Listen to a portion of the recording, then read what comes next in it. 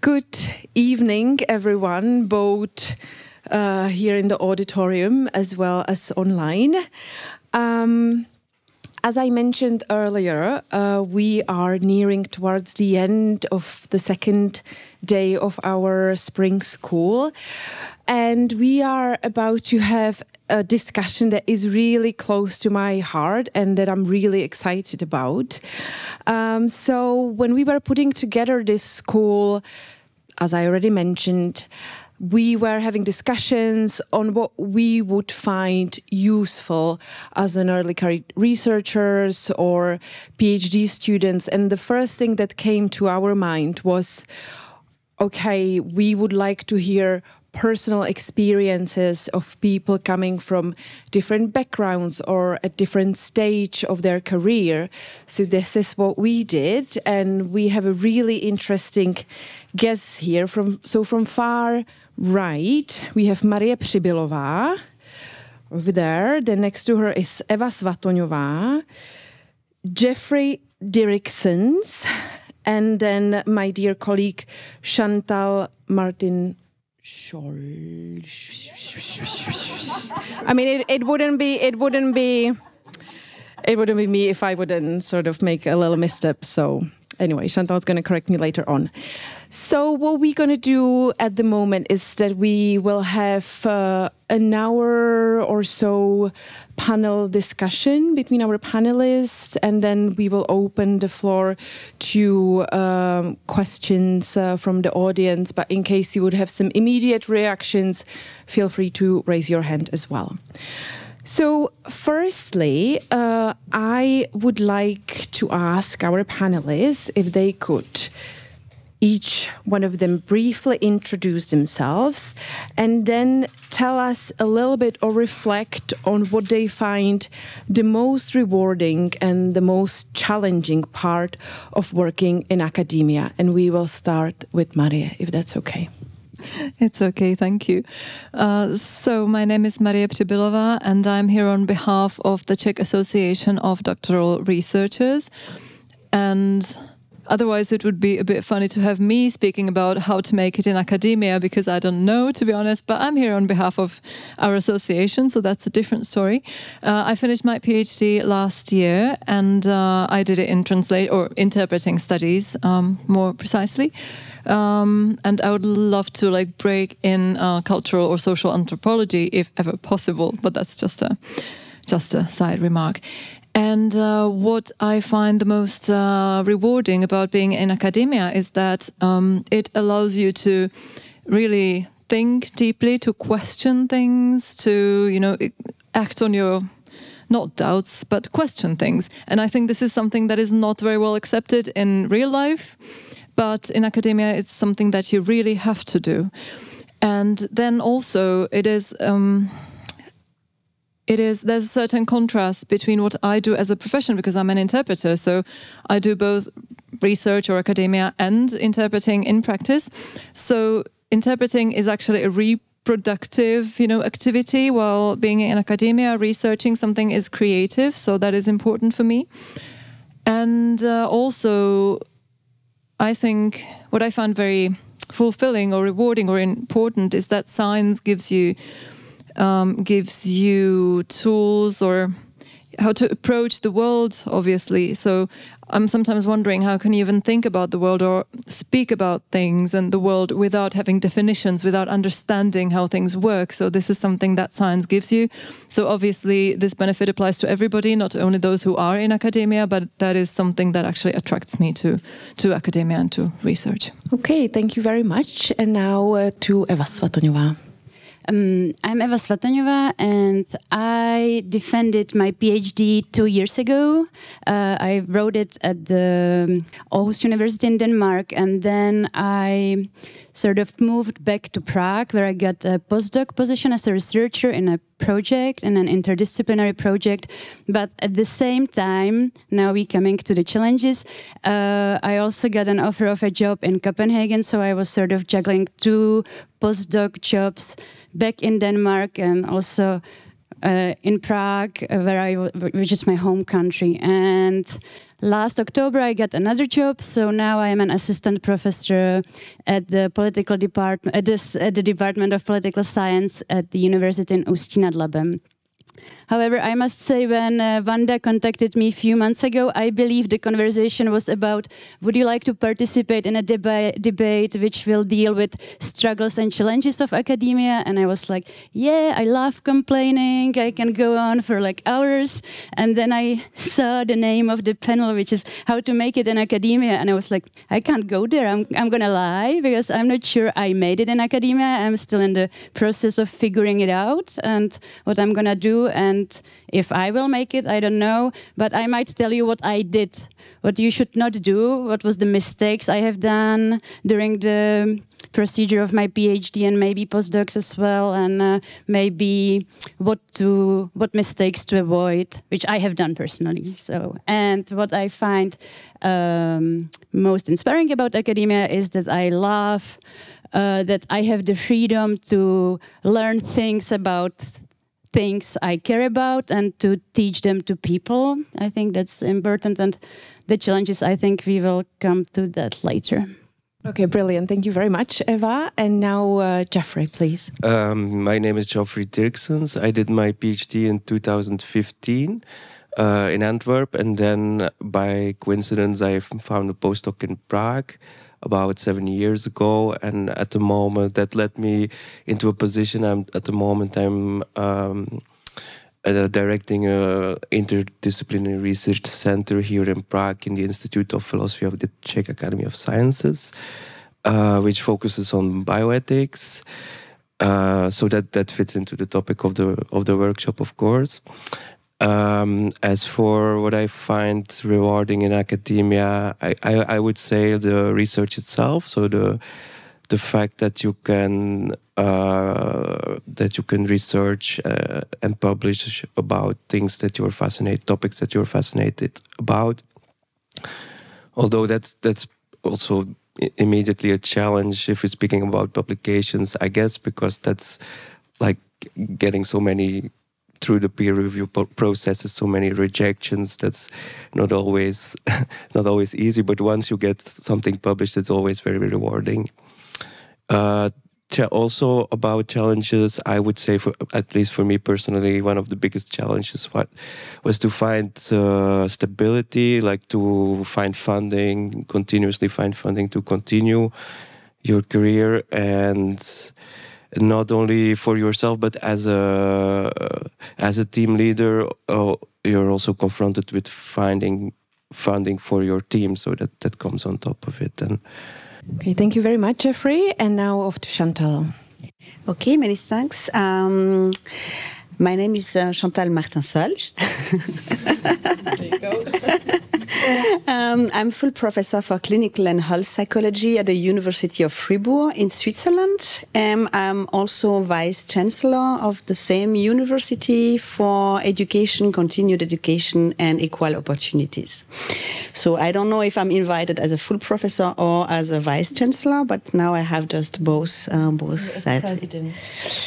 Oh yeah, I'm also president of the European Association of Clinical Psychology and Psychological Treatment. So, but at some point I have the impression that it gets easier and easier and easier. So there is like a threshold that you have to reach, and frankly I don't know when you reach it and how you reach it. That's I have tried to find a way to structure it, and I don't have this answer, but clearly there is like, at least in Switzerland, a threshold. You are above or you're not, or you're under. And that's the difficult part, I would say. This is completely intangible. Maybe, so I did my PhD longer ago, but I had 10 years between PhD ending and the first position as professor. I did my PhD in a combination between clinical psychology and neuroscience, and this is where I'm still here. So it was already interdisciplinary.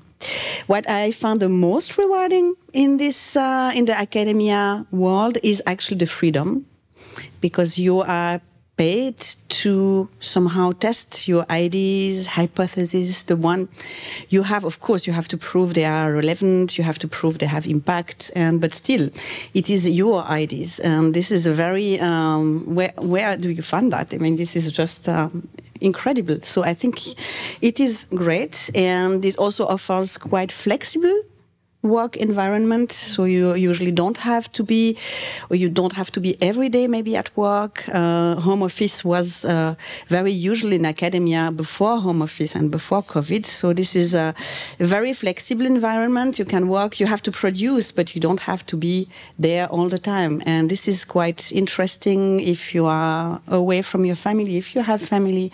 That's and you also meet and interact with a lot of interesting people. I mean, you spend your days speaking with people who are all interesting somehow, and you can accompany these young people also on their way. And maybe the less rewarding part is that at some point they leave you. They go their way. So that is, of course, one point. Another point is suddenly rejection, because of course rejection is always on your way, and it's very difficult not to take it personally. So I still have one or two things, 2 letters that I have received that are still on my mind, that I'm still quite angry about. So I always say, don't take it personally, but it is difficult because you've put your ideas, you put yourself, you expose yourself when you want to get a position, and if you don't get it, it is hurting, and that is not easy. And the combination with life, I mean, family life, having children, taking care of them, and doing your career, having a husband who also wants something from you, and so to be a couple, and maybe, also that he has his own interest and career. So to combine both, it is difficult, yes. Okay, thank you very much, Chantal, and thank you everyone for the round of introduction and sort of answering the initial questions. So maybe now we would dive into round of a little bit more specific round of questions. So I would start with Marie. And since Maria is a representative of the Czech Association of Doctoral Students or Researchers, I would be interested in knowing, like, what are the biggest, let's say, structural challenges that the PhD students are facing here in the Czech Republic. I think it might be also interesting to hear for sort of the other participants that are coming from different backgrounds. So what are the challenges that PhD students are facing here, and how does your association sort of help them out or assist them? So there are many structural problems that doctoral researchers face.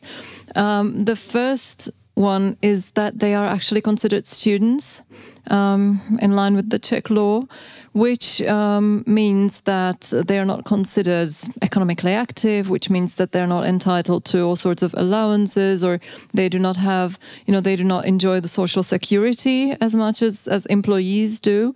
So, for example, maternity allowance is not granted or is very limited.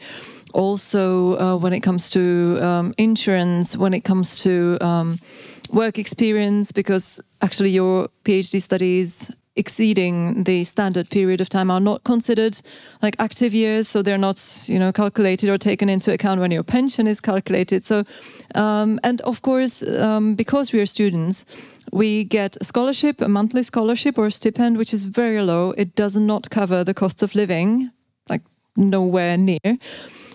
So most PhD students have to work, and that means that most of them actually take much longer to finish their PhD than the standard period of time, which is like 3+1. So basically most PhDs take 6, 7, 8 years even. That was my case as well, to actually finish the PhD. And the dropout rate in the Czech Republic is about 50% or even higher, and only like less than 10% of PhD students finish their PhD in the standard period of time. And all this is interconnected, obviously. So our association actually was established with the aim to combat these problems. It was 8 years ago, and we're not an official, legally official, student representation body, but we cooperate with the legal one or with the official one.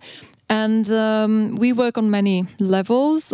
We, for example, participate in creating some legal documents. But when I say participate, it means that we actually provide our comments. And this was the case, for example, of the like new reform of the PhD studies that was actually adopted like 2 weeks ago or 1 week ago. What we also do is that we try to provide guidance, which is often missing, I would say, because that's another problem we're facing. Not every institution actually provides sufficient onboarding for new PhD students. So I think we tend to be a bit lost. So that's something that we try to do in our association. So we publish 2 manuals, for example, for like prospective PhD students and first-year students. We are also often approached by the media, so we, give our opinions and state our positions on certain issues or questions. We also provide consultations or advice to PhD students so they can address us if they have any problem, and we try to, we tell them who to talk to, what they should do. We even offer like facilitation or mediation sometimes when possible. And then we also try to combat isolation, which is, I think, one of the biggest problems that PhD students face. So we try to network and we share information with our members.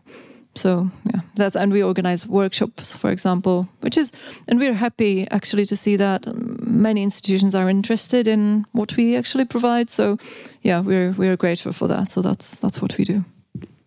Okay, thank you very much, Maria. As a former PhD student in the Czech Republic, I do have my own personal stories pertaining to the structural problems, and so I'm glad to see that things are changing a little bit. I'm sorry, may I still add one thing that I forgot to add? Go ahead. I would just like to stress that the situation will improve with the reform, because we will actually so the scholarship is now linked to the minimum wage, so it will be calculated as 1.2 multiple of the minimum wage. So it is about 20,000, which is much better, almost double. Still, it does not cover all the living costs, but it is a great improvement. And actually, PhD students now are the only ones in academia who have a guaranteed income, as far as I'm aware. So that's a huge improvement, but there are still other problems, of course. So. Okay, brilliant. Good to hear. It wasn't that case back in the day. So off to Eva Svatoňová. So as you've mentioned, you completed your PhD abroad and then returned to your home country to continue your academic career. So I was wondering what unique challenges and sort of opportunities that you encountered transitioning from sort of doing your PhDs abroad and then launching your academic career in your home country? Thank you. So I think I should start with the fact that it was really difficult, exactly for the reasons Maria just talked about. So when I was doing my PhD in Denmark, it comes with a certain feeling of guilt, because I have a lot of friends who are doing their PhDs in Prague, and I did my PhD in Denmark, where I had my own office. I was getting decent salary. I was getting also pension. I had an extra budget, which was meant only for traveling, to go to conferences, to go to summer schools. And I had all these like luxury conditions, which I think my colleagues in Prague can't even dream about. So to punish myself, I came back, and now here I am. So that was hard. That was hard because I was having, it's very secure to do an academic job in Denmark, because when you finish your PhD, it's possible that you're gonna be unemployed, and it takes time to find another job. And in Denmark, you have this security net. You have the welfare state, which takes care of your unemployed benefits. When you come to Prague, you are quite insecure, because when you finish the job, you get maybe 3 months unemployed benefits, very little ones, and then you are, kind of precarious, and you always need to do some extra jobs on the side. So that was the challenges. I also came with some opportunities, because coming from abroad, you come with a different sort of network. you come with different sort of knowledge, and people are somehow interested in your work. So I was nobody in Denmark, sitting in my office alone, writing my thesis I thought nobody cared about. And then I came to Prague, and suddenly I was constantly invited to media, talking about my research. So it sort of, gives some extra. I'm not gonna lie, it makes your research look a little bit fancier than if you have conducted in your home country. So that was the benefits. In the beginning, I saw it as benefits. Now, when I did a lot of media appearances, I'm a bit tired. It's it's again unpaid work. You do extra on your job, so on your paid duties. So it has plus and cons, and yeah, I think I can stop here. Okay, thank you very much, Eva. And now I have a question for Geoffrey. So as we've sort of learned through the past day and a half, academia often emphasizes success. So when you follow someone on social media, they often announce that they sort of were granted this project, or they earned this award, or got this fellowship. But as was also already mentioned by Chantal, failure is sort of inevitable part of the journey. So I was wondering, can you share your own personal experience of failure? I presume you had some. If not, correct me, please. And how you sort of turned it into learning opportunity, or how you kept going through your career to being where you are, which is ahead of a very big and successful center. Yeah, when it comes to failure in academia, they somehow always come to me to talk about it. I'm joking, but as Chantal mentioned earlier, it's definitely true that failure is part of it. And Chantal mentioned like the threshold, right? I think that is very correct. Like in my personal experience, it took me also a bit longer to finish my PhD than it was originally planned, which is not such uncommon thing. I think, especially when I hear the stories about the Czech Republic here. No, that's not. I meant it in a negative way, but I mean that's extra challenging, right? But it took me like a long time to find the postdoc. So I was like 1.5 years unemployed in Belgium before, and I was like looking everywhere in the world a little bit for a postdoc. And that by coincidence, I came across a postdoc opportunity here in Prague. So that's definitely, I wouldn't call that a failure, absolutely not. But that's definitely a big challenge. Yeah, it's not, like it's not nice to be so long in this position. And also the rejections, what Chantal also mentioned. Like I also have 1 or 2 letters in my memory that I still have problems with. So I think, but I was like about a month ago. I was in a similar debate in Belgium about failure in academia, and it's also something that we should maybe embrace more. Like it's not only a success story, right? And it's not only about selling yourself and having the best publications, and it's like everybody struggles, and it's also part of it. Okay, thank you very much. Maybe can I, and just wink twice if it's an inappropriate question. But I was wondering, as we have many PhD students here who sort of applied for their PhD, got into PhD, and now they are nearing towards the end and will go into the wild and look for the postdoc positions. You said you've been looking for a postdoc position all over the world for 1.5 years. Do you recall how many applications did you send, just so people have an idea? What does it mean really to land a successful position? Yeah, I don't have an exact number, but it's hard to. It's more than 40, I think. More than 40. Okay, wow, that's impressive. Thank you very much. I'm sorry if I put you on the spot. I maybe as a disclosure,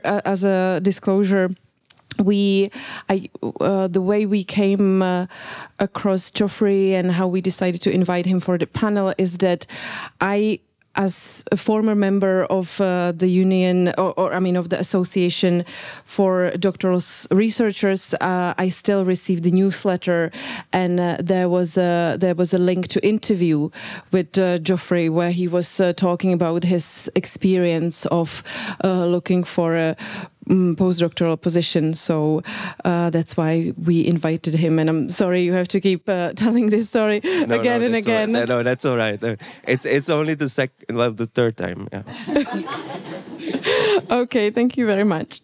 So now to Chantal. So Chantal, as an objectively accomplished scholar, how, and this is something that you've mentioned in your introductory sort of talk, how have you managed to maintain a healthy work-life balance through your career? And also my second question, looking back, is there anything you would do differently to achieve where you are, or were there specific sort of worries or challenges you encountered that in retrospect were not as daunting as it originally seemed? So that's something that you mentioned, and that's also important, especially for us having caring responsibilities, and that's something that deserves.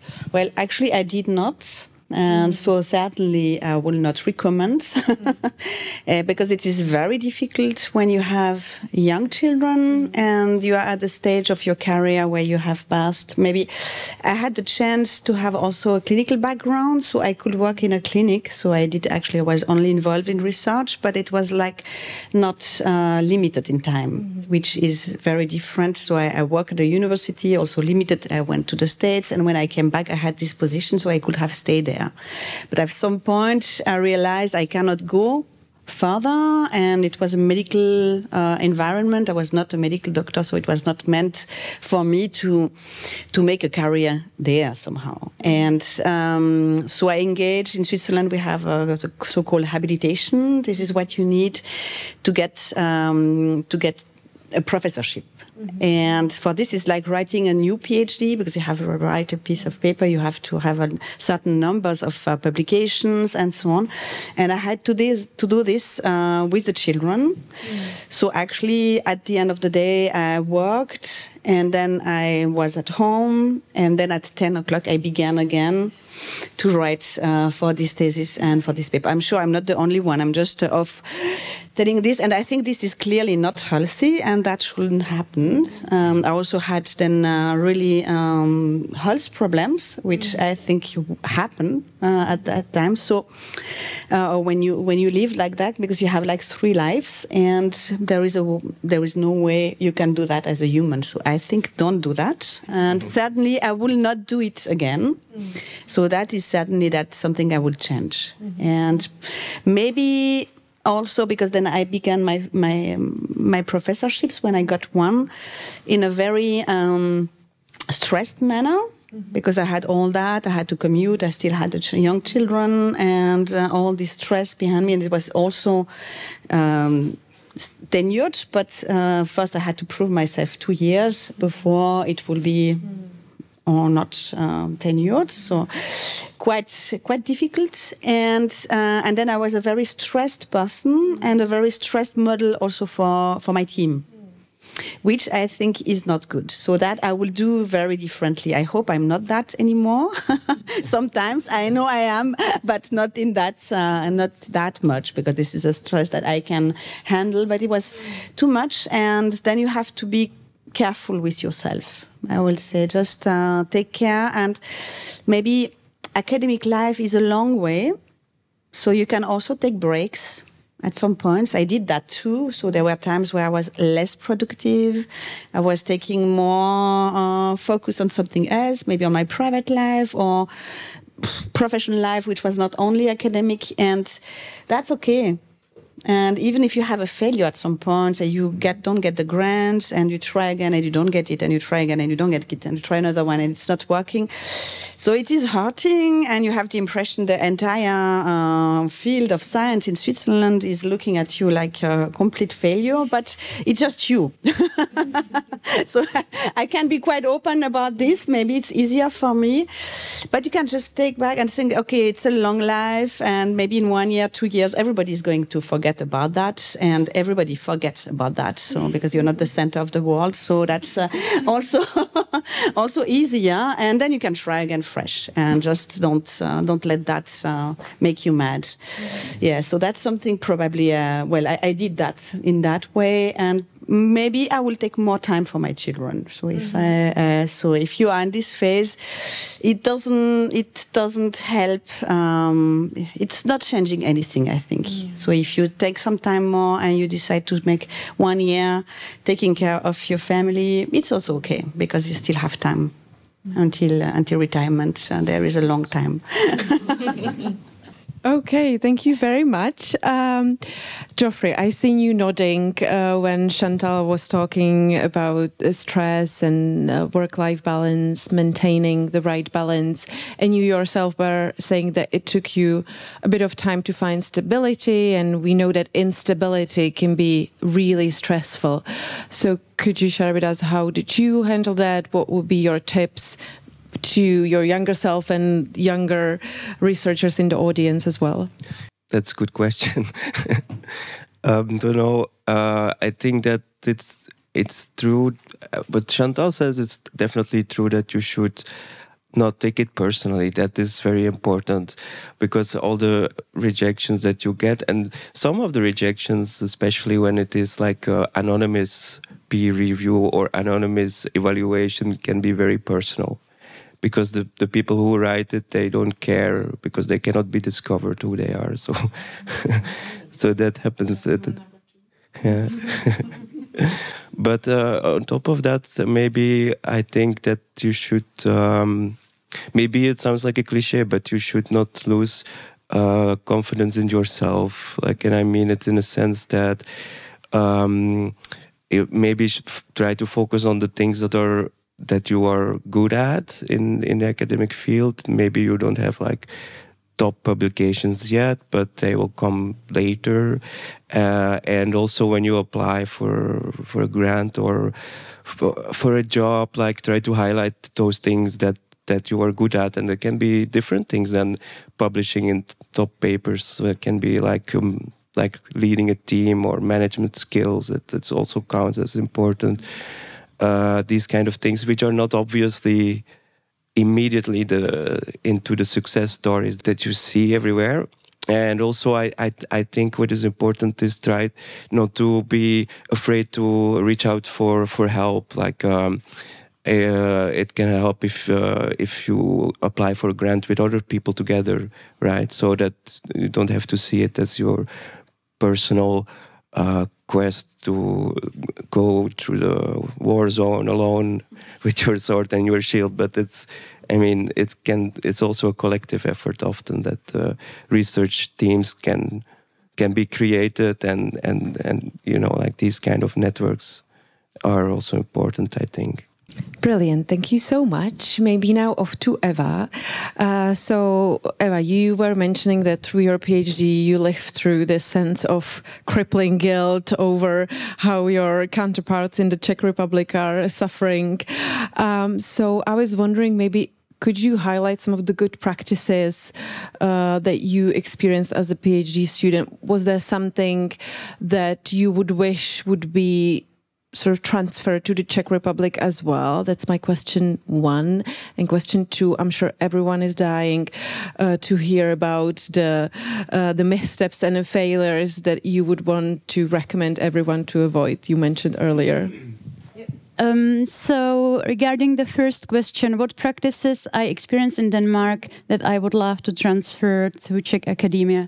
Well, What I really liked about the Danish system was that from the beginning I was taken as a part of the department, as a real employee. So I was attending all the meetings of the department, and I was taken as an equal employee of the department, which I think is very different in Czechia. And you don't even have an office, but not even like a common space for PhD students where they could work, like sort of library room. You don't have that here.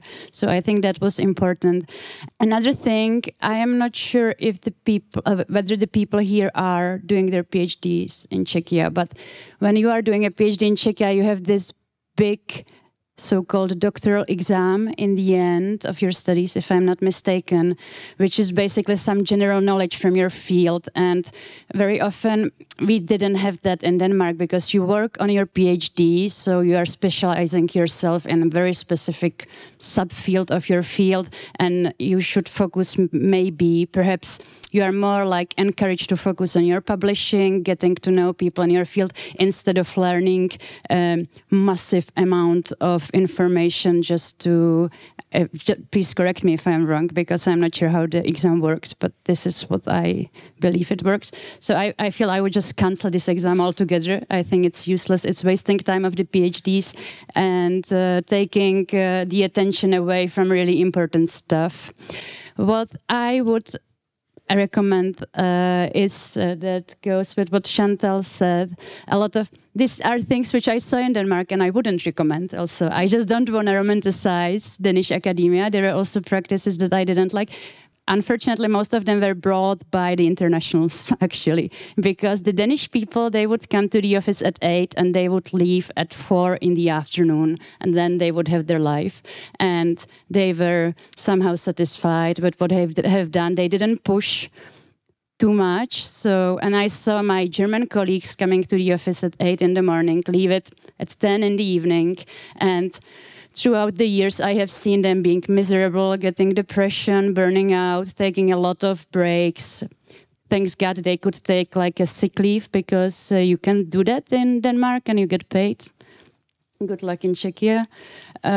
So I would recommend to copy this Danish style. You come at 8, you do as much as you can, and at 4 you just leave. Just don't push too much, because it can become a vicious cycle and it can be very unhealthy. That's one thing. And another thing is there was this, don't compete. I felt like in academia during my PhD, a lot of people took their colleagues, not as friends, but as competitors, like as a competition, a concurrence. I have even seen my colleague hiding conferences to which they applied. So I wouldn't apply, even though we had a very similar topic.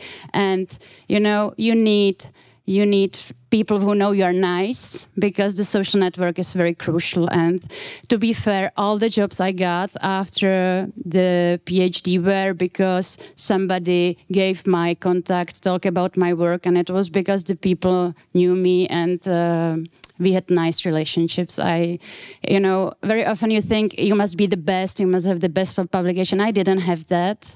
And maybe it's sad because, it's not meritocracy, but sometimes what your relationships are is much more important than what you actually achieved if you were really nasty to your colleagues during the procedure. And last thing I want to say, if I'm not way too long, there is this tendency to apply for the fancy, expensive conferences where 2,000 people and more attend. And I believe what was crucial for me was attending little workshops with people who work on the same things as I do. And often there is a special issue coming out of the workshop, which is good for your CV. And that I was like, the thing I would like to know when I when I started my PhD, to go to these small little conferences which can really make your network stronger and help you with your career, rather than those big conferences which look fancy, but when you go there, you barely talk to people, nobody really cares. In the panels, you get very lousy feedback because there is, many panels, and so that's my tips. Yeah. Brilliant. Thank you so much. Is there a question? I would like to say the first thing regarding the first thing you said. I've just started my PhD at Masaryk University Faculty of Social Studies 3 months ago, and I would like to say that things kind of shifting because I have my space in office. I have my computer. I am at every meeting at our department. I'm encouraged to teach as soon as possible, etc. So I'm employee in a work team. So. That's brilliant. I did my PhD at the Masaryk University at the Faculty of Social Sciences as well. I started over 10 years ago, and we had this running joke with my colleagues who were, in order to sustain themselves, many of them were driving buses. It was a really popular, like at the public transportation or trams. And we had this the support was so low that we had this running joke that if we were kidnapped by some like international gang, it would take at least a year and a half for anyone at the faculty to notice because like there was so little support. And I'm so glad that things are changing. And like 10 years ago, I took the very first like mentoring course provided by the Association of Doctoral for Doctoral Researchers, which was one of the first courses sort of provided, I think, in the country or with the social sciences back in the day. Yeah, but actually it was unfortunately not us, so I don't want to, take the credit. It was the National Contact Center. No, sorry, Gender and Science. Yeah, it was. It was the founder of CHAD actually who was active in there, Kača Cidlinská. So they sort of promoted it within the center. But anyway, Maria, I have a question for you. Unless there are some immediate questions from the audience, but we'll get back to you in a minute to ensure we have enough time for questions from the audience. But so the two of us, we talked over coffee break about how many of the advices or some of the advices that were sort of mentioned here during the past day and a half are brilliant, but as a sort of early career researchers based in what we call the semi-periphery Central Eastern European country, or like a non-Western, non-English speaking country, we oftentimes sort of struggle to see how we can apply this often individualistic advices on time management, motivation, and all sorts of advices like this, how to apply it to our realities as early career researchers in this setting. So I was just like wondering what would be your reflection on this, and what kind of support maybe you would, or advices would you appreciate beyond these well-meant and important suggestions, but what would you need as an early career researcher here in this country? Well, I'm thinking about like where to start. So I think this is about the support that your institution provides. It has to do with the system. So when I started, it was at the same institution where I did my master and my bachelor's. So I knew everybody and everything, and I didn't know anything about what it means to actually do a PhD or what a PhD is about, that it's not the same thing like doing another master or like a longer master or something. I mentioned the missing onboarding. The situation is getting better. There are now many, centers and projects providing support and providing all sorts of training, soft skills more than hard skills. But what I'm missing, so there is, for example, a PhD day for new PhD researchers. So they tell you about the funding, about how the system works, but it's still very theoretical. So they share with you some information that you can look up yourself.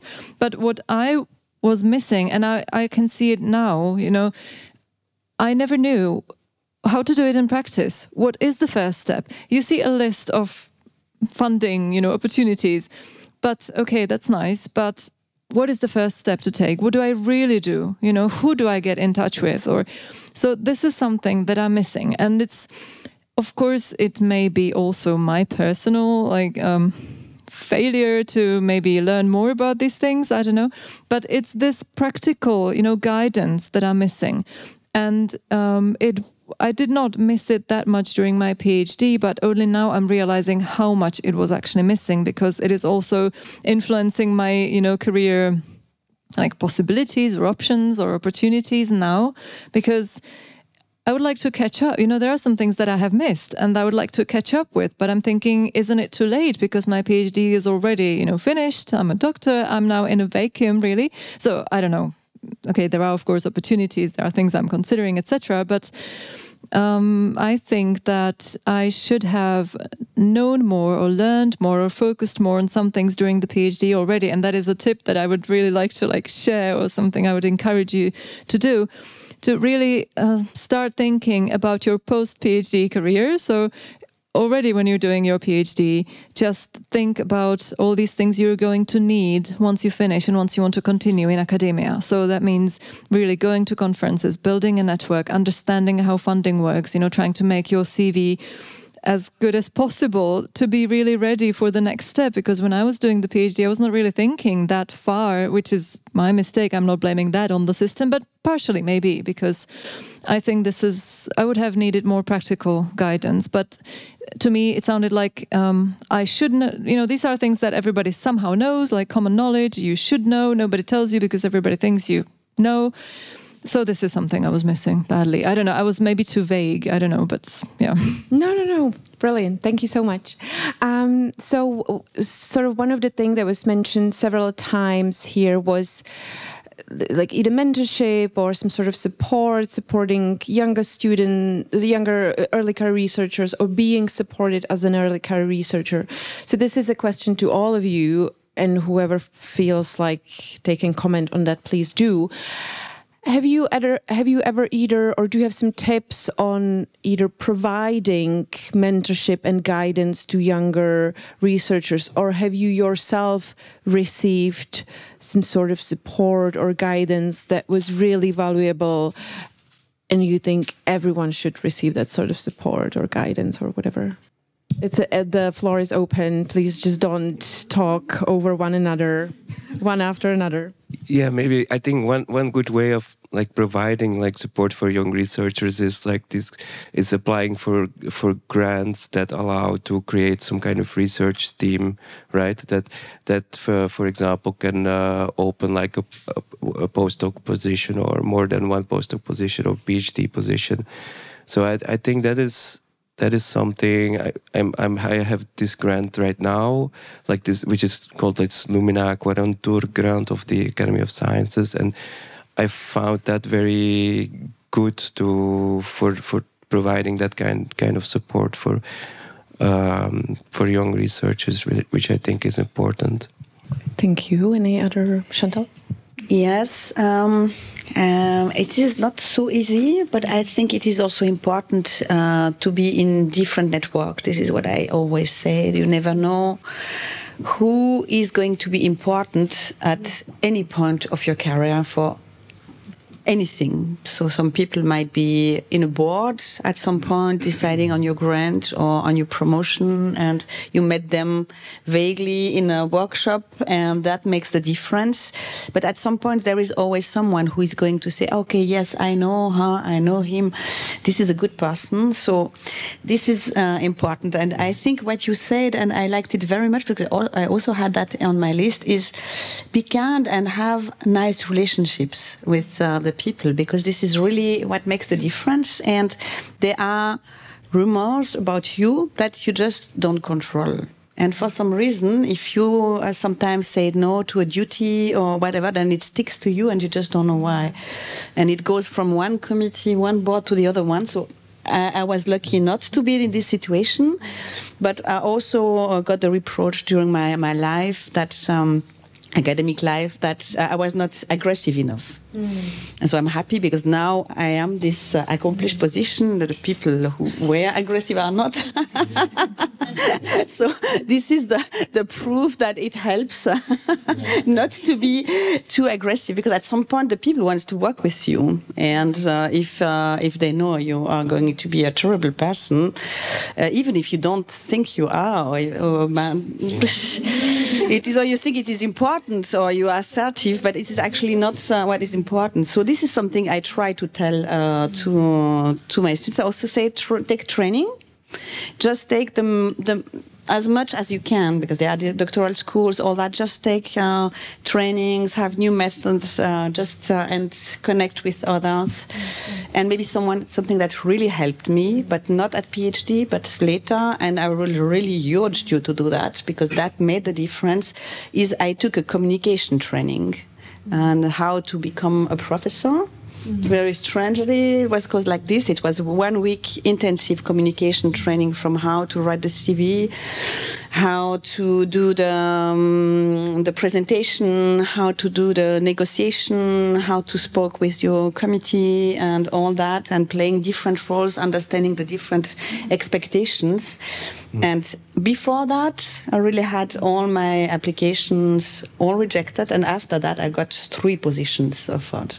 So it really it was like eyes opening, and I think it helps a lot. Yes. So get trained, and in communication. Brilliant, thank you, Eva. Do you have I sort of forgot what the question was. Was it was it about mentoring? Yeah, or have you ever received any push or help or anything, or have you yourself given? No. So I don't know if it's interesting for the audience, but I had the best mentor in my life. That he's the reason why I'm sitting here, and I didn't want to do an academic career at all. I didn't care. I just wanted to finish my master and then move on with my life. But then I was writing a master thesis with this mentor of mine, and he made it to look so interesting that I really enjoyed the procedure. It was for the first time I felt really like an intellectual rush when I was writing. So I ended up writing a PhD proposal and asking him to become my mentor. And so that's how I got the PhD. And he was the best, and I think it was because he never overstepped his boundaries. I would ask him, he would tell me, this is the deadline for which you send me chapter or like part of your thesis. I would send it, he would read it, give me feedback, a very good constructive feedback, and that was it.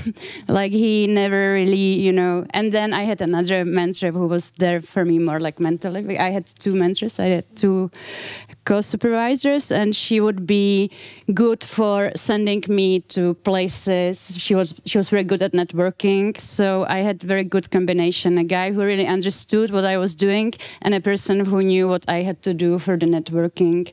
And what I think is important, and I don't have the personal experience, but my friends doing PhD had very bad experience.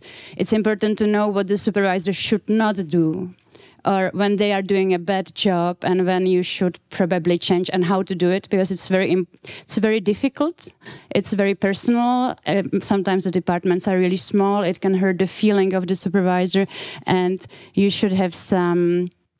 I don't know, in Denmark we had a trade union which was helping students who needed to change a supervisor, but there would be supervisors calling my friends at night, telling them gossip about people from the department. So that's what they should not do. They should not do this. If they do it, that's wrong. Thank you very much. Maria, anything on either mentorship or advices or... The mentorship program was very good. Unfortunately, it is now over, the program, because there was no more funding, I suppose. But that was very good because that was a game changer, really, because I met some people there. I actually met the people who founded our association, and even some friends of mine say that this was something that really changed their or saved their PhDs, actually. So because the mentoring program provided this kind of guidance that I needed, like not 100%. It was a different type of, but still, yeah, it did a lot. And also it helped fight the isolation again, because the problem for me was that when you're working alone is that you lose motivation. So this always motivated me whenever I heard about other people's projects, because I did not even know other PhD students from my own department that well. So we would sometimes meet, but we did not do things together. So yeah, so this is really what helped a lot. Okay, thank you very much. And before I open the floor to questions from the audience, although I'm just a humble moderator, I do feel compelled to share my story as well. Can't help myself. But following up on what was said, so obviously I did my PhD here in the Czech Republic, and my experience was, and I think to some extent it's the cultural context and that supervisors or teachers or mentors that are really enthusiastic about you and supportive and go and really push you are rare. So it's not to say that there are not like good teachers and mentors, but I somehow randomly during my PhD studies came across a teacher who was originally from the US, and she was a big sort of game changer in a sense that she was really enthusiastic, really constructive, supportive. And when I was applying for a Fulbright scholarship during my PhD, I went and sort of set up a consultation with her, and I was like, I don't really know where to apply. I was thinking maybe Ohio State, nothing against Ohio State University, but I was like, maybe I was thinking Ohio State University or something. And she was like, no, like, but just aim high, apply for Ivy League, And I was like, no, this would get rejected. I have just one shot. I would never be able to do that. I've been also doing my PhD just on the side. I was working in state administration and NGO. And she was like, no, let's do this. So I applied to Yale University, and she wrote like a recommendation letter to me.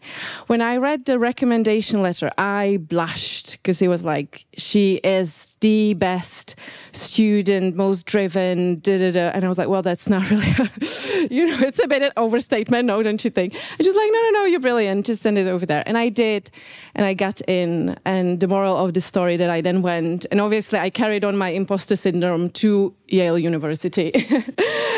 But it was the best year of my life, and I really gained a lot. And it would never come to my mind to even apply and to aim so high. And so it takes just one sort of person who gives you the courage. And she was recently promoted to a professor, became the first female professor of sociology at Masaryk University in Brno. And that's another sort of thing that I'm doing right now, is that I wrote her a really long email saying, congratulations, thank you for everything you've done for me and other students. So what I'm also doing is that I'm being really sort of vocal about thanking to my colleagues and other people for what they've done to me. So anyway, couldn't help myself. My 2 cents. If I can just pop in about the recommendation letters, because this is a very interesting point. So that's more for the mentors. But it's really like this. When you apply for whatever you apply for, you will have a recommendation letter, and that makes the difference. So actually, we are not really well trained in writing these recommendation letters. Now I have a whole set, and I took it from my previous boss in the United States, who are very good at writing really great things about you. And we are in Europe in general, we are much more modest, and it's very difficult. But looking and using this as a basis, and of course improving it and adapting it and all that made a difference, because this is really like this. I've heard from founders, from colleagues, from universities. They really read this and they say, okay, well, there's this person thinks that this is a genius coming to us, and he's or she's going to be just so great and publish, and it will help, and that would be so nice to have this person here. So even if everybody knows, of course, we are just human, but it really helps. And now I know my recommendation letters are very liked, so and are reused, and but it is something that somehow we don't know, and even we don't think about. And so shortly I've been told also from another colleague who told me that this is so important. And so if there are people hearing that who are mentors, just don't be too modest about the people you want to promote and who are working for you. Mm-hmm. Yeah, I mean, I do I lived through that, so I second that recommendation. But also, like in a sort of day-to-day work life, so just complimenting, being explicit about like your colleagues' support and how you value their contribution, because as Eva already mentioned, at the end of the day, you really after a certain time, you do really want to work with nice people and kind people, and you want to be, above all else, a kind person. Anyway, let's open the floor to the questions from the audience. Otherwise, I won't be able to shut up. So the floor is yours.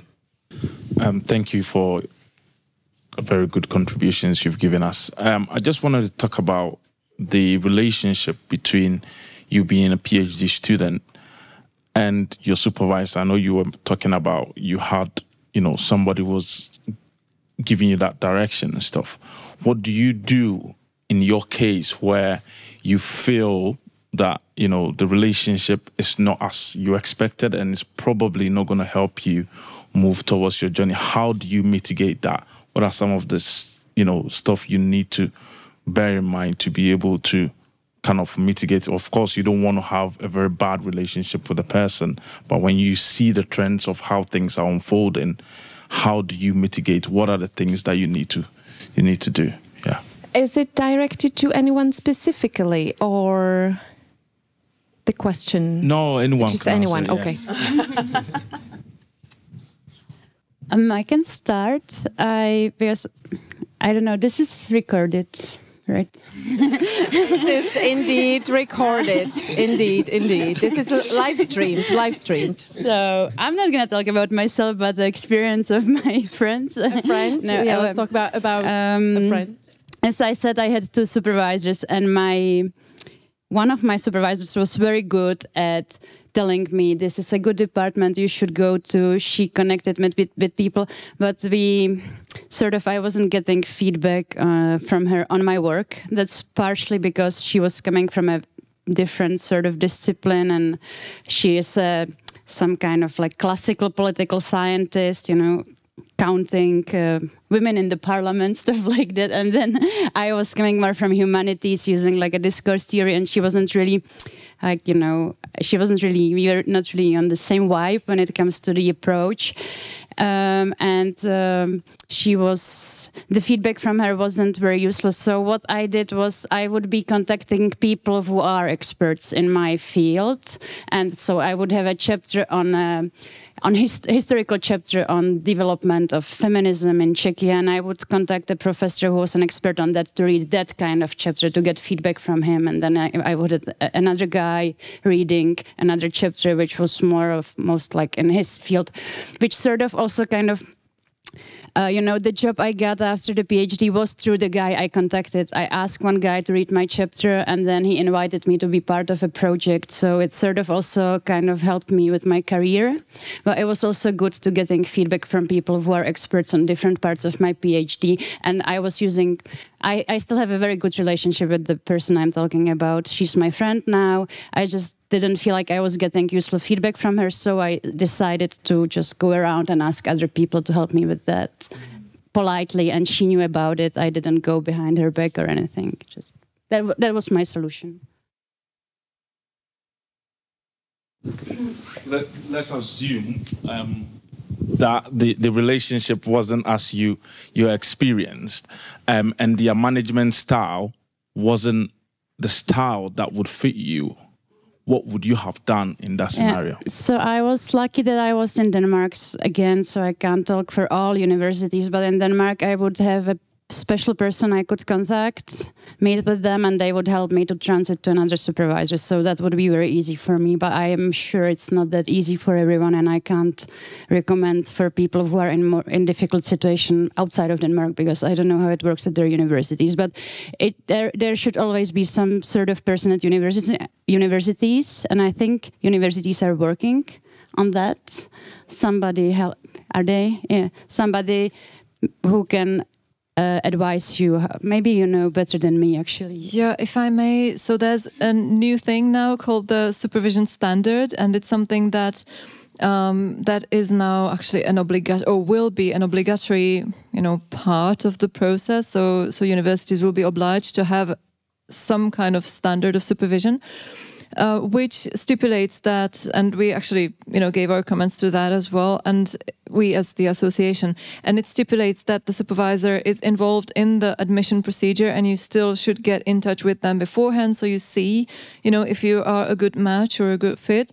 Of course, things can change in the process, so what you would do then is maybe get a consultant like you did.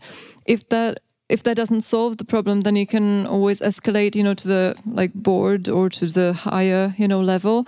There are ombudspersons, there are mediators sometimes, so that's something you can do. And the standard actually also should describe a transparent procedure, how to change a supervisor if you need to make sure that there are no animosities or no hostile, reaction to that. Of course, we are only humans, so of course anything can happen and the relationship can still be bad afterwards, but there should be a clear procedure stated for how to do it. And also in the standard, we actually it is recommended that the supervisors only can supervise a certain number of students so that they're not overwhelmed, so that they have the time to react to your emails, because this is a frequent problem, that they actually are unresponsive because they are just overwhelmed with work. And then actually by declaring, but this is not yet in place, but by actually accepting you as a student, they're declaring that they have enough time to, work with you. So and if things go really wrong, then there are, as I said, ombudspersons or just changing the supervisor. So I think Ruth over there might want to say her 2 cents, because we are at the same institution. Yeah. I was thinking it might be like a country specific. You guys are both from the UK, so maybe we're both actually at the same university. Oh, there you go. So I can give you very much local advice on this, but advice that maybe everybody can take. So I think that it can feel really confrontational to say to your PhD supervisor, this is not working, I need to find someone new. And I think that is often something that is too difficult for us to do. So we need to potentially find ways to sort of work around the issue. And one of the things that we're able to do at our institution is have many supervisors. So it's typical for us to have 4 supervisors on a PhD. If you don't yet have 4 supervisors on your PhD and you're unhappy with the supervision that you're currently getting, but you don't feel confident enough to say you're doing a terrible job to your supervisor, try adding in more supervisors, either internally or externally, because you can have an almost unlimited number of external supervisors as well. And that can be one way of maintaining the relationship that you already have, but also mitigating the problem that you're experiencing. And also, as the panel was saying, we have doctoral academies. Talk to the doctoral academy. Bad supervisors are known. It won't be a surprise that you're not enjoying your supervision. They will already know that these people are problematic, and they will be able to help you to find solutions to it. Thank you for the very nice discussion. I guess people in the audience would like or would even dream to be a professor one day. And my question would be, according to your knowledge, what would be the selection criteria to get to recruit someone for a full professor position? And my second question would be, do you think these criteria should change? Maybe I can answer on this, because I've been in several committees. I am professor, and I've been in several committees looking for professors. I think it is different in the different countries, so it's quite local, and not all the countries have this selection board, and so I know in France, for instance, it's completely different from Switzerland or Germany. But let's say from what I know, so that will be more like Switzerland, Germany, and maybe similar countries. You are evaluated for your research, so research impact, which is now very much changing, and I think this is also challenging also for evaluators and people applicants, because we are moving from this very metric system toward a more narrative, qualitative system, and this is what we heard about here. But I think at least I will say in Switzerland, sorry, it's recorded, but I think we are in between. And still in some committees, it is still important how much you've published. But this is very different from one discipline to the other one. So suddenly you have to have a feeling for what is important in your specific discipline, because there is no universal standard. I don't know, for literature, usually it's the number of monographies you have published, and in psychology it's much more evidence, peer-reviewed article. So it is this is different standards, and that you have to know.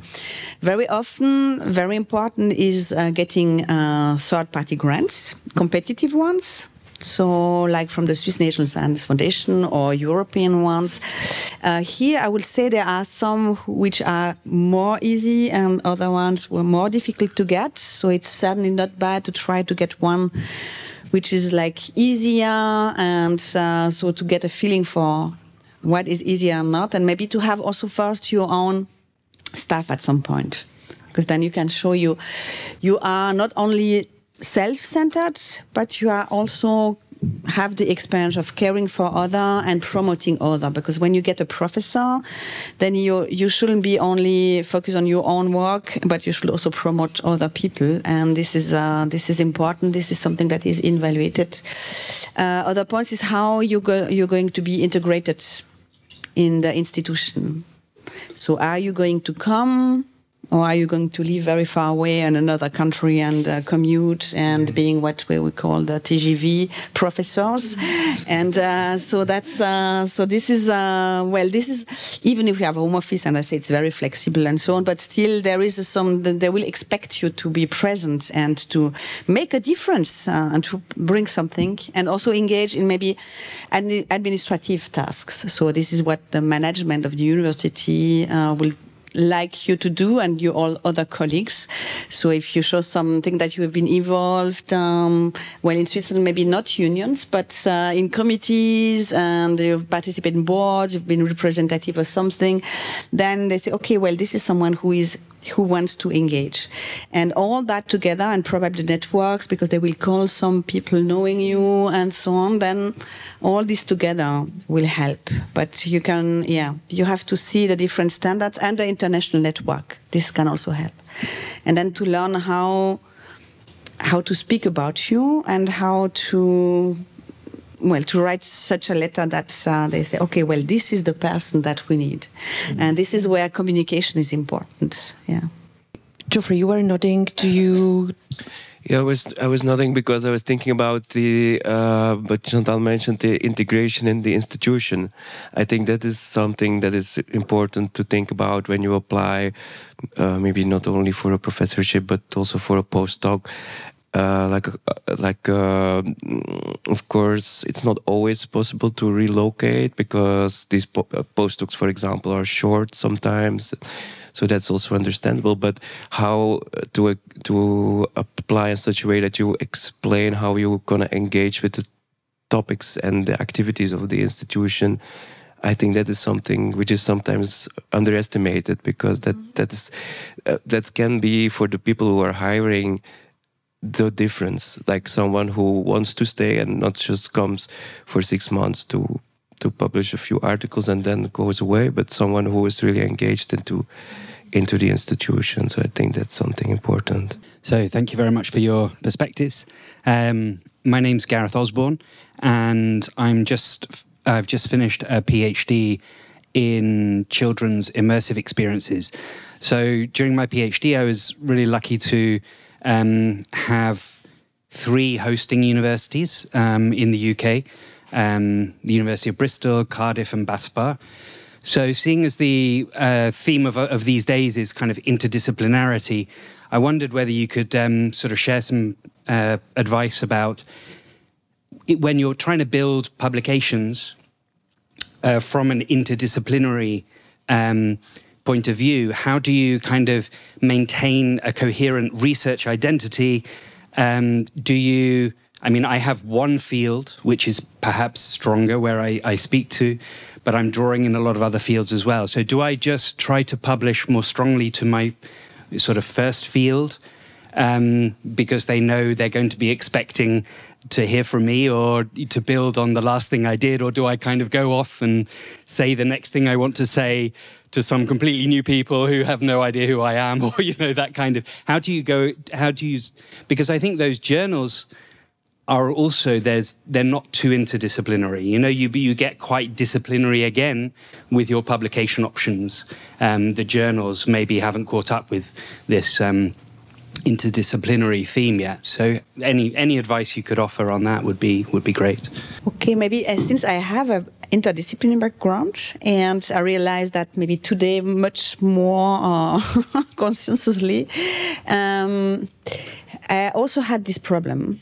And somehow I also made my career more in the medical field, being a psychologist and publishing in medical journals and maybe neuroscientific journals. And now I'm professor for clinical psychology because my background was in psychology, so I cannot be, at least in the way it's organized at the moment, I cannot be professor in something different because this is what I have the right to teach. We have this habilitation, you get this venia legendi, it's called, and then you have the right to teach first-year students to take PhD students in that field. So it is, but I was far away and I came back. So I think there is I'm not sure there is such a rule. Probably at some point it's more what you publish and how much impact it has. So depending now on the field and where you are and your national development, it can be metrics or it can be qualitative, but this is more important, that you are an important person. And then it's about the narrative that you will give about yourself. So you are, I don't know, childhood specialist with this background, and you have all these additional competences. And so you can make, if you have to explain why you published in all these places and what makes you special, but what makes you specific back for your specific discipline. And this is something you can write usually in your application letter, maybe, or in your CV when you have narrative CV. So you really have to use this instrument to highlight how it relates to your specific discipline. Hi, thank you for the interesting talks. I'm a second-year PhD student of Media and Communication here in Prague. I'm not originally from Czech Republic, but I'm learning Czech. So my question is maybe more technical in a bit. So we've had a couple of discussions at our faculty about like measurable outcomes of the PhD. For example, the age index that is visible, on your ResearchGate and stuff like that. So I tried Googling it, but maybe it's better to just ask you. So what would be the desirable, of course, what is the higher the better, right? But after the 4 or 5 years PhD, what would be like a good measurable kind of outcome of a PhD to maybe make your life easier in the future, in sense of landing some fellowship or something like that? Yeah, I think it depends on the field very much. Like in some fields, it counts more like in positive sciences. I'm sure it's more important than in philosophy, for example. But I can maybe tell you a personal experience because my age index was like very, very, very low after my PhD. And once I got a remark in the comment on an application that it was very low, and then I just systematically tried to hide it everywhere. I don't know if that is good advice. But it worked. What I'm trying to say is like when people are going to Google you, there are things that are visible first, and you can try to manipulate a little bit, like what is on your website or on your ResearchGate, and. I'm not trying to hide it, just like to get a number that I can work, on. I'm not the best person to answer this question because I learned that exists way after I finished my PhD. I never really cared. I still don't, actually. I just learned that I publish in a impact factor, like that I am in the first quartile. I didn't know that there was things like quartiles. I feel like what was really healthy for me was not caring about those things. I was just doing my dissertation. I was interested in my topics. I was meeting people I found interesting and connecting with them. And later in my career, it came because I co-authored a paper with a professor who helped me to publish it in a good journal. I don't think when you are doing your PhD, the age index is an important factor at all. I would advise you not to care about it, actually. I don't know if it's a good advice. We'll see. Don't tell me it's difficult to give advice. Yeah, well, I think I never looked at the age index of someone I've hired. So that's why I'm also struck. Probably it's more to see whether they have published and how much they have published. So we have in psychology, you have to publish 3 papers for your PhD. And I just noticed now that the new PhD on the market, they tend to publish more and more. So I also have to think about how to make my PhD competitive. So certainly publication, but this is very much depending on your field. But publication is important, and then it's great because you will be expected to publish for yourself independently. And if you have some small grants, you've done something specific, additional, a bit out of the box, or I don't know, engaging in other activities, maybe this is then makes also your CV quite interesting. Or teaching, also important. And yeah. Maybe I can add to that if we're like more talking about this narrative CV, right? Then that's a good way to explain why publications, maybe just a few that you have, why they are important and why they are like so special in the field, and that cancels out a little bit your age index, because if you can really convincingly explain why that is, that's much more, I think, interesting than having a high age index.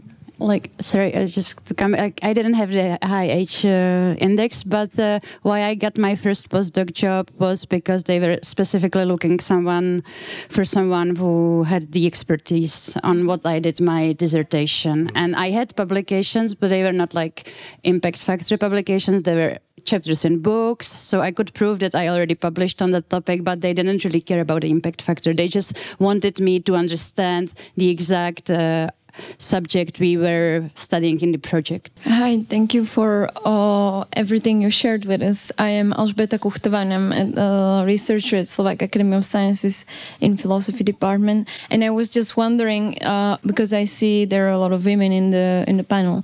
So my question will be, you are already laughing. Like what is your experience being young women in academia? Because I have that experience and sometimes I struggle, and I was wondering if you would be willing to share the problems, or maybe you could give advice to us or share your experience, all simply. This question is not for me. You can also say something, Geoffrey, I know.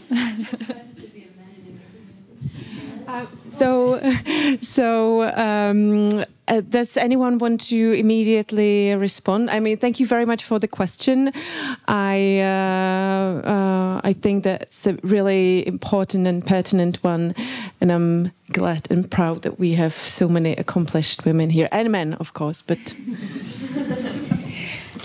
Maybe I think this shouldn't be actually a question anymore. So, and I hope at least that in our institution it is not a question anymore, because I really hope this has changed. But I must say, as a woman in academia, who has been longer in academia maybe than the other people here, So where you will think that I might have been much more subject to discrimination, for instance, or other.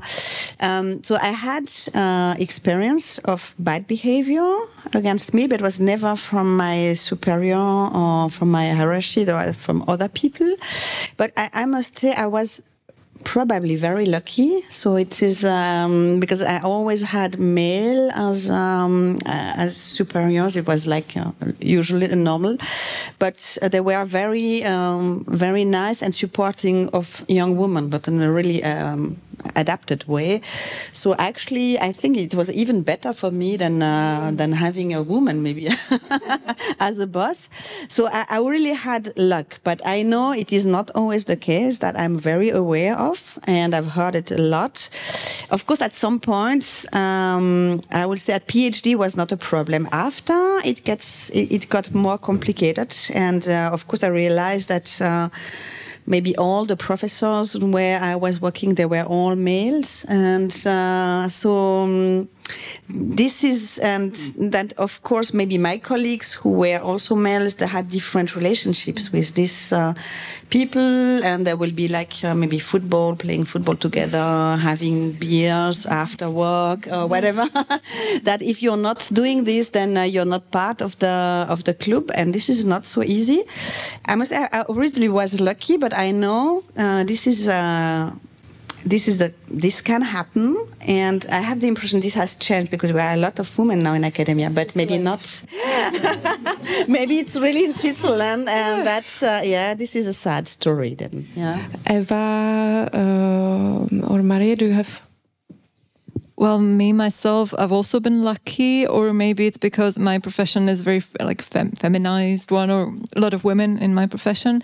Even though like the big names in translation and interpreting studies, there are many male big names, but also female. So I think that's maybe a bit, kind of balanced.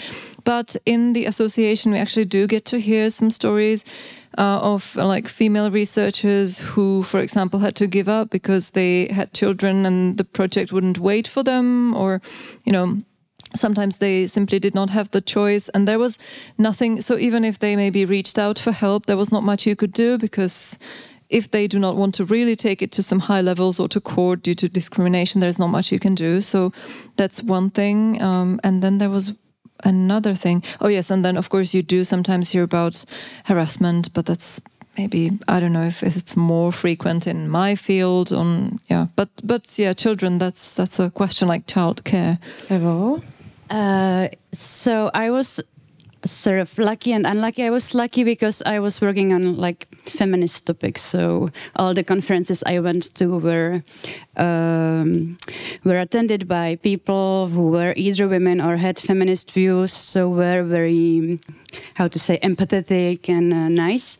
But I also think it's not only about, men are mean to you, but also about being socialized as women sometimes comes with being shy, talking in public, finding it very difficult to raise your voice in a group discussion. So that was the biggest challenge for me as a woman, to come across this imposter syndrome. So I'm not from a privileged background. I'm not like a middle class person. I was an Eastern European immigrant, and I was a young woman in a male dominated department. And it was very hard for me to say my opinions out loud, and that was something that came much later. Like I was very silent during the first years of my PhD, and I feel that part of it was okay. I was maybe personally shy, but I think being a woman was part of it. And because I saw my male colleagues who would come into the room and directly start talking, and okay, they are also shy men. I don't want to generalize, but that was the hardest part for me as a woman in academia. Yeah.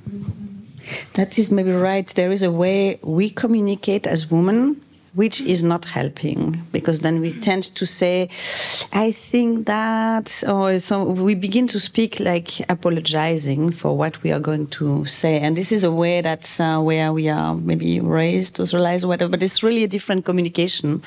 And you really have to think about it and to somehow to change it consciously, because then otherwise this is not helping. Yeah, but that is I noticed that, and this is something which makes life more difficult. Yeah. I obviously humble moderator, but lots of personal stories to share. But I wanted to say that, I mean, I did experience, like, I think many things that probably my fellow panelists didn't. I experienced sexual harassment from like professor 17 years ago when I entered university. And back in the day, there weren't any systems, there weren't any ombudsperson, and basically this issue was perceived as like between adults.